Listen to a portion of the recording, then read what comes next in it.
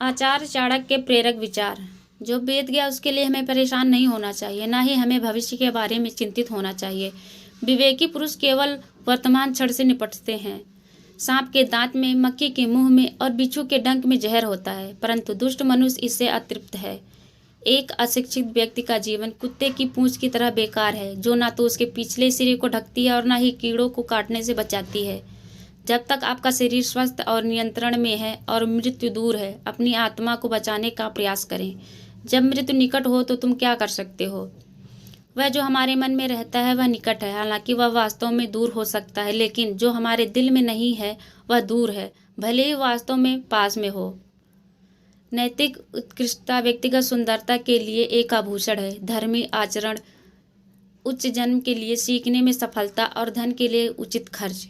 किसी व्यक्ति की उत्पत्ति का अनुमान उसके व्यवहार से, उसके मूल स्थान का, उसके स्वर से और उसके भोजन के सेवन का अनुमान उसके पेट के आकार से लगाया जा सकता है।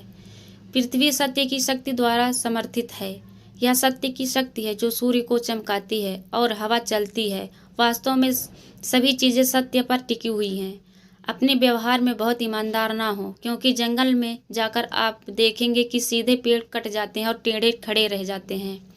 हमें सदैव वही बोलना चाहिए जो उस व्यक्ति को प्रसन्न करे जिससे हम कृपा की अपेक्षा रखते हैं। जैसे शिकारी जब हिरण को मारने की इच्छा करता है तो वह मधुर गीत गाता है। एक विद्वान व्यक्ति लोगों द्वारा सम्मानित किया जाता है। एक विद्वान व्यक्ति अपनी विद्या के लिए हर जगह सम्मान पाता है। वास्तव में विद्या का सर्वत्र आदर होता है। जो मनुष्य सभी प्राणियों के लिए दया और करुणा रखता है वह निश्चित रूप से धार्मिक है। उसे अपनी धार्मिकता साबित करने के लिए किसी धार्मिक प्रतीक या चिन्ह की आवश्यकता नहीं है। जहाँ ये 5 व्यक्ति ना हो वहाँ एक भी दिन ना रुके। एक धनी व्यक्ति, एक वैदिक विद्या में परंपरागत ब्राह्मण, एक राजा, एक नदी और एक वैद्य। वह जो नाशवान के लिए जो अविनाशी है उसे त्याग देता है, जो अविनाशी है उसे खो देता है, और निसंदेह उसे खो देता है जो नाशवान भी है। कठोर लोगों को नर्म बनाना है, दूर वालों को अपनी ओर आकर्षित करना है। यदि वे हमारा बुरा करें तो अपना लक्ष्य समझकर भी हमें उनसे सदा प्रेम रखना चाहिए। ज्ञान पवित्र कामधेनु के समान है और उस वृक्ष के समान है जो हर मौसम में फल देता है। अज्ञात क्षेत्रों में यह सुरक्षा प्रदान करता है और आपको पुरस्कार प्रदान करता है। मनुष्य अकेला पैदा होता है और अकेला ही मरता है, और वह अपने कर्मों के अच्छे और बुरे परिणामों को अकेले ही भोगता है, और वह अकेला ही नरक या परम धाम जाता है।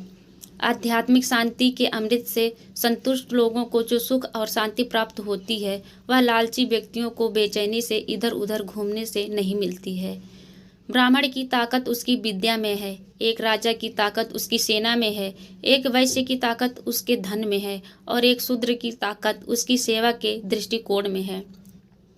एक उत्कृष्ट बात जो शेर से सीखी जा सकती है वह यह है कि मनुष्य जो कुछ भी करने का इरादा रखता है उसे पूरे दिल और जोरदार प्रयास के साथ करना चाहिए। संतुलित मन के समान कोई तपस्या नहीं है और संतोष के समान कोई सुख नहीं है। लोभ जैसा कोई रोग नहीं है और दया जैसा कोई पुण्य नहीं है। अपमानित होकर इस जीवन को सुरक्षित रखने से तो मर जाना ही अच्छा है। प्राणों की हानि क्षण भर का दुख देती है, परंतु अपमान जीवन में प्रतिदिन दुख दिलाता है। ज्ञान को व्यवहार में लाएं, बिना खो जाता है। अज्ञानता के कारण मनुष्य खो जाता है। एक सेनापति के बिना एक सेना खो जाती है और एक स्त्री पति के बिना खो जाती है। जिसका ज्ञान किताबों तक ही सीमित है और जिसका धन दूसरों के कब्जे में है, वह जरूरत पड़ने पर न तो ज्ञान का उपयोग कर सकता है और न ही धन का। कई बुरी आदत अतिभोग के माध्यम से विकसित हो जाती हैं और बहुत से एक अच्छी सजा से। इसलिए अपने बेटे के साथ साथ अपने शिष्य को भी मारो, उन्हें कभी शामिल ना करें। अत्यधिक सुंदरता ने सीता का अपहरण कर लिया, अत्यधिक अभिमान ने रावण को मार डाला और अत्यधिक दान ने राजा बलि को गंभीर संकट में डाल दिया। इसीलिए अति किसी भी चीज़ की बुरी होती है, बहुत ज़्यादा से बचना चाहिए।